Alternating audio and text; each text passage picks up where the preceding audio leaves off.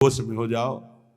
यदि अभी तक पापाचरण से धन कमाया हो तो उसको ऐसी जगह दान कर दो जहां दूसरों की दवाइयां होती हो, दूसरों के कष्ट निवारण होते हो, दूसरों का उदर पोषण होता हो, वस्त्र आदि, गऊओं का चारा आदि अगर हो अधर्म पूर्वक कमाया हो तो हटा देना, नहीं मरोगे तो दुर्गति होगी और जिंदा में परिवार को नाश कर देगा वो धन। लिख लो हमारे शब्द, जिंदा में जिनके लिए तुम एकत्रित किया उनका नाश करेगा, बुद्धि का नाश, स्वास्थ्य का नाश, तांडव मचाएगा घर में अधर्म का धन, और मरोगे तब कह रहे हैं कि तुम्हारी दुर्गति कर देगा। वही अधर्म का कमाया धन यहां बैंक में रह जाएगा, उसका कमाने का जो कर्म था वो तुम्हारी दुर्गति कर देगा। महाराज अत्रि कह रहे हैं तस्मान ग्राह्य में वै तत् सुखमानंत्यमिच्छता, इसलिए परम सुख प्राप्ति के लिए अधर्म पूर्वक धन कमाने की इच्छा मत करो। अनंत महिमा में भगवान ने धर्म की स्थापना की, पहले धर्म फिर धन, धर्म अर्थ काम मोक्ष, पहले धर्म को आगे रख करके धन कमाओ। पहले था चाहे प्राण चले जाएं धर्म नहीं जाना चाहिए। देखा महापुरुषों को, गुरुजनों को, प्राणों की बाजी लगा दी, शहीद हो गए अपने राष्ट्र पर, अपने धर्म पर, अपने भगवत भाव पर। परः पराणाम पुरुषो यस्य तुष्टो जनार्दनः सा प्राप्नोत्यक्षयम् स्थानमेतत् सत्यम मयोदितम। इस माया से परे परमात्मा है, वह परम पुरुष जनार्दन श्री कृष्ण जिस कार्य से जिससे संतुष्ट हो गया वही परम सुखी, वही परम धनवान, वही अक्षय पद को प्राप्त करता है। मैं सत्य सत्य सत्य कहता हूं। इसलिए मानव जीवन प्राप्त करके धर्म का आचरण करो। धर्म के द्वारा संपादित किया हुआ तुम्हारा जीवन, जितने भी कर्म, वो तुम्हें महासुख प्रदान करेंगे। ना गुणान गुणिनो हंति स्तौति मंद गुणानपि नान्य दोषेषु रमते सानसूया प्रकीर्तिताः।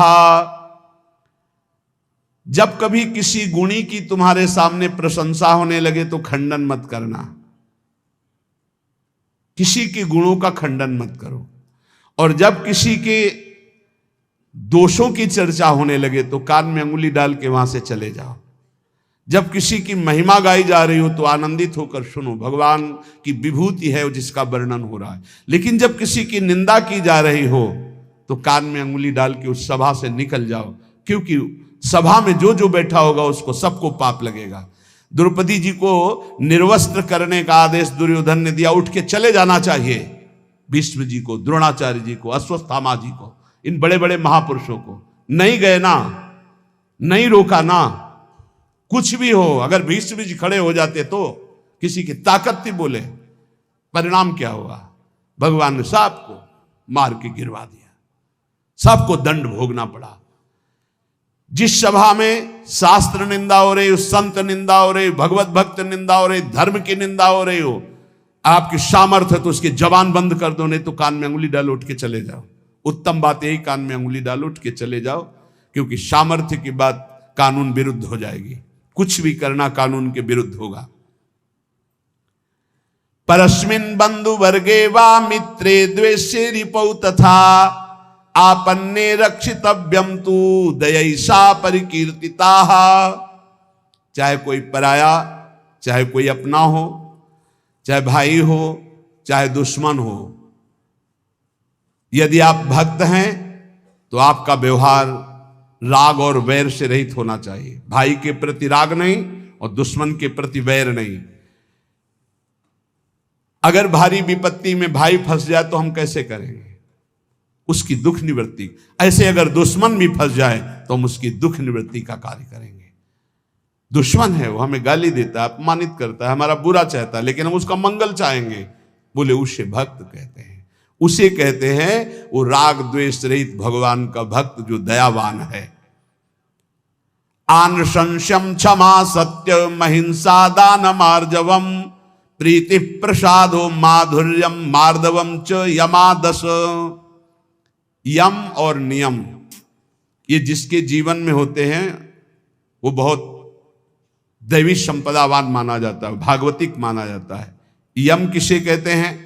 ये 10 होते हैं, यम 10 और नियम 10 होते हैं। यम पहला है आनुशंस्यम, अक्रूरता, किसी के प्रति भी क्रूर वचन, क्रूर व्यवहार बिल्कुल नहीं होना चाहिए। क्रूरता तब आती है जब हमारे विपरीत कोई व्यवहार करता है, तब उसके बोलने की क्रूरता हो जाती है, चेष्टा में क्रूरता हो जाती है, हृदय में क्रूरता हो जाती है।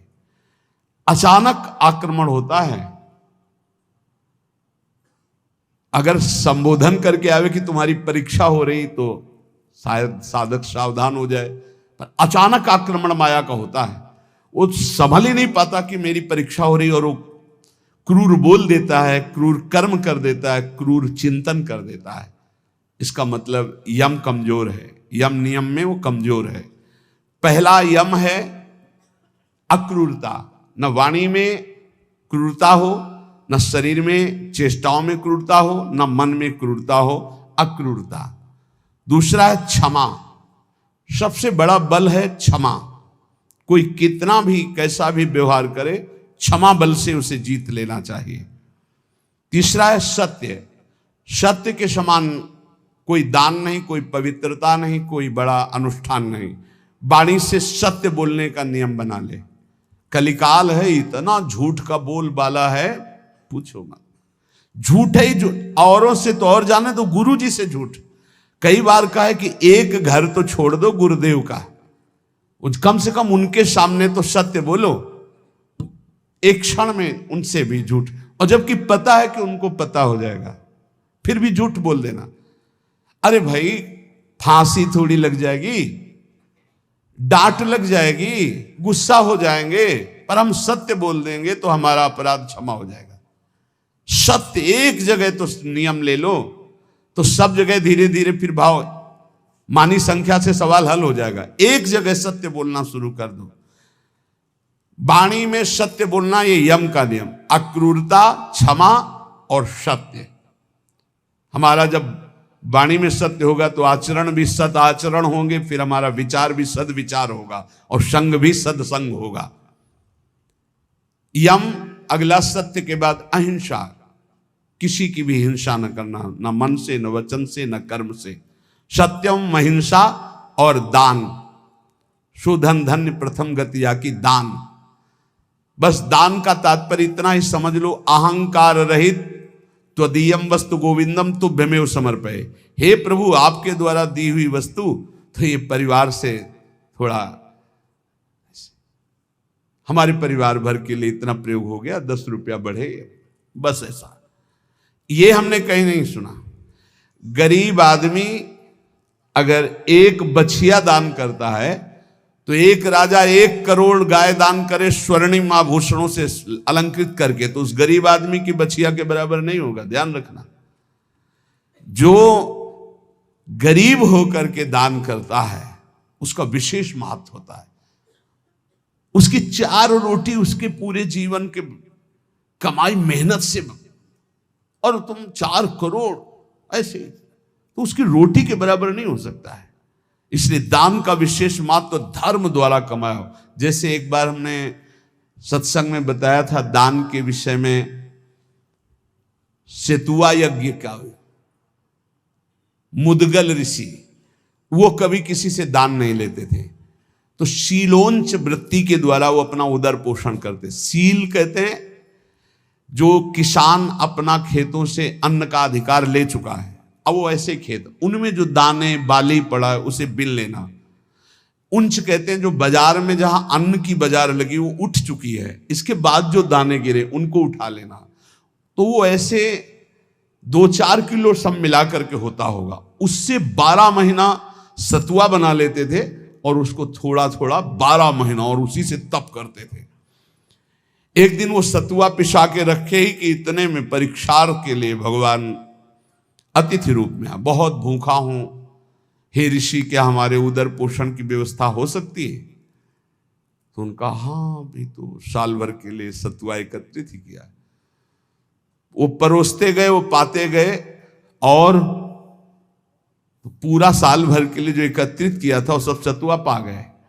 चाट चाट के पा लिया कुछ, तो उनका भगवान पूरे साल की व्यवस्था इतनी, जब इसके आगे तो है ही नहीं। तो उनका चलो हम छक भी गए हैं बहुत, और डकार ली और चले। तो एक नेवला वहां से निकला, तो जो 2-4 दाने सतुआ के गिरे थे वो उसके शरीर में छू गए तो स्वर्णिम हो गया, आधा स्वर्ण का। बड़ा उसको चमत्कार मिला। तो जब सुना महाराज युधिष्ठिर की राजसूय यज्ञ हो रही, इतनी बड़ी ब्रह्मा शंकर आदि बड़े बड़े महापुरुष, स्वयं भगवान सच्चिदानंद श्री कृष्ण द्वैपायन व्यासदेव जी सब विराज, तो नेवला पूरी पंगतों में लौटता हुआ घूमता, कहीं स्वर्ण का नहीं हुआ। तो भगवान श्री कृष्ण के पास से निकलकर महाराज युधिष्ठिर वहीं बैठे थे, कहा महाराज तुम्हारी यज्ञ मुद्गल ऋषि की सतुआ यज्ञ के बराबर भी नहीं है। तो भगवान श्री कृष्ण ने कहा ऐसा क्यों कह रहे हो? आज तक किसी चक्रवर्ती सम्राट ने ऐसी यज्ञ नहीं की जिसमें स्वयं मैं विराजमान हूं और सब मेरी विभूतियां विराजमान है और सब शास्त्रीय पद्धति से हो रही, तुम ऐसी निंदा क्यों कर रहे हो महाराज राजसूय यज्ञ की, युधिष्ठिर की। तब उन्होंने पूरी कथा सुनाई कि सतुआ यज्ञ वाली। बोले महाराज मैं पूरा लौट के देख लिया, एक रुआ भी सोने का ले हुआ, तो हुआ ना आपकी यज्ञ उनसे छोटी। तो भगवान ने कहा हां, मुद्गल ऋषि की सतुआ यज्ञ के बराबर तो राजसूय यज्ञ नहीं। क्यों? वो अकिंचन, प्रतिग्रह रहित। तो यहां कह रहे दान शब्द मुद्गल ऋषि का जोर का हुआ, जो धर्म के द्वारा मेहनत करके कमाता है। जब कोई राधा बाबा से कभी कोई दक्षिणा देने की बात आई, एक बार राधा बाबा ने भागवत सुना तो कहा भाई भागवताचार्य को दक्षिणा देनी चाहिए, कोई दक्षिणा देगा? पर धर्म की कमाई का, अगर पाप की कमाई का दिया तो समझ ले तो किसी की जेब में नहीं। एक जो घास खोदना सेवा करना, तो उसने कहा बाबा 50 पैसा या 100 रुपया हम दे सकते हैं। बोले हाँ बस इतना ही काफी है। बाबा ने लिया और कहा भागवताचार्य जी से ये है दक्षिणा। वो तो केवल बाबा को प्रसन्न करने के लिए सुनाने आए थे, उनका अर्थ से कोई मतलब नहीं। हिम्मत नहीं पड़ी किसी की 10-5 रुपया देने की, केवल वो एक घास खोदने वाला, बाबा मेरी कमाई धर्म की है, ये 100 रुपया या 50 पैसा, चाहो तो 50 ले लो 50 पैसा, या चाहो तो 100 रुपया, इससे ज्यादा हमारे पास व्यवस्था भी नहीं। ये दान वही जो मेहनत के द्वारा किया हुआ। फिर दूसरे को यम, आगे नम्रता, नम्रता विद्या विनयम ददाति। आज पढ़ लिख करके उद्दंड बनते हैं, पढ़े लिखे हैं। पूछो अपने माता पिता के पैर छूते हो? नहीं। माता पिता कहते हैं कहां जा रहे हो? बोले आप अपना देखो, हम स्वतंत्र हैं, हमारा जीवन अपने, हम जो कर रहे हैं वो तुम्हारा अधिकार नहीं। ये है विद्या, ये है विनयम ददाति, ये है विनय। कठोर शब्द बोल रहे हैं माता पिता को, उद्दंडता पूर्वक व्यवहार कर रहे हैं, गुरु का उपहास कर रहे हैं, टीचर का उपहास कर रहे हैं। बच्चों को देखो ना, टीचर का उपहास कर रहे हैं। नम्रता विद्या से आती है, विद्या विनयम ददाति। पढ़ना लिखना ये तभी सार्थक है जब विनय आ जाए। उल्टा हो रहा है, जितना विद्या घमंड बढ़ता चला जा रहा है, अहंकार बढ़ता चला। विद्या रूप महत्व कुल धन जौवन अभिमान, कुछ नहीं मिला, कोई विद्या नहीं। जो जितना विवेकवान, जितना विद्यावान उतना विनयी पाया गया, घमंडी नहीं पाया गया। या उल्टा होता है। क्यों उल्टा होता है? क्योंकि गुरुजनों के चरणों में बैठकर विद्या नहीं ली गई है। इसीलिए पहले गुरुकुलों में भेजा था महापुरुषों के समीप के, वहां विद्या विनय प्रदान करती थी। रजोगुण रहित जीवन, ऋषियों के समुदाय में एक भागवतिक वातावरण है। नम्रता, फिर है सबसे प्रीति, सब जीवन सुप्रीति रीत निभाता अपनी, सबसे प्रेम का व्यवहार, लेकिन निष्काम, किसी से कोई कामना नहीं। फिर यम में आता है प्रसन्नता, संतुष्टायन के, हर स्थिति में तुम्हारा मन प्रसन्न होना चाहिए। फिर मधुर वाणी, जब बोलो हंस बोले बहु मान दे, परुख वचन कबहु न कहाए। और कोमलता, हृदय बड़ा कोमल होना चाहिए। ये 10 लक्षण यम कहलाते हैं। कहा जाता है ना, यम नियमों का पालन करने से ही भगवत प्राप्ति होती है। तो अक्रूरता, क्षमा, सत्य, अहिंसा, दान, नम्रता, प्रीति, प्रसन्नता, मधुरवाणी, कोमलता, ये 10 यम हैं और ये 10 नियम हैं। शरीर की पवित्रता, वस्त्र की पवित्रता और मन की पवित्रता, तीनों पवित्र होने चाहिए। बिल्कुल ऐसे पशुता रहे, हाथ कोई धो ले तो बड़ी बात है, पहले जल लेके साधु लंगोटा सोटा कमंडल, ये बिल्कुल अब इतना वीआईपी है कि कमंडल रखना बेइज्जती की बात हो जाएगी ना। बाबा जी कमंडल कैसे, कमंडल है, डंडा है, बंधा लंगोटा, काछ वाछ मन निश्चल राखे, धन धन जननी तेरी। रास्ते में लघु शंका लगी तो कैसे हो गए? आचमन करना है, मूत्रेंद्री का प्रक्षालन करके, हस्त प्रक्षालन करके, आचमन करके, तब है पवित्रता का ऐसे पूरा शुद्ध वातावरण, शरीर अपवित्र, वस्त्र अपवित्र, मन अपवित्र। नियम, सबसे पहला नियम पवित्रता, शरीर पवित्र, वस्त्र पवित्र, विचार पवित्र। कितना बढ़िया जीवन होता